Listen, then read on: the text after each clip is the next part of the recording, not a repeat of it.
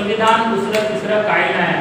ढोबळमानानं समजून घ्यायचं असेल तर या भारतामध्ये गर्भावस्थेमध्ये जिवंत असणाऱ्या प्रत्येक व्यक्तीचा, फार मूलिका लक्षात द्यायचं. संविधान काय समजले ते जाऊ द्या, पण संविधान काय आहे मी तुम्हाला ढोबळमानाने सांगतो, पटकन समजलं पाहिजे गाडगे महाराजांच्या भाषणात. तर संविधान काय आहे? संविधान हे दुसरं तिसरं काही नाही तर गर्भावस्थेमध्ये जिवंत असणाऱ्या मानव प्राण्यांपासून तर मरण्याच्या अंतिम श्वासापर्यंत असलेल्या म्हाताऱ्या जर्जर माणसापर्यंतचा त्याच्या मूलभूत गरजांची पूर्तता करण्यासाठी भारताच्या सरकारसोबत प्रत्येक भारतीय नागरिकाचा लिखित करार आहे. संविधान काय आहे?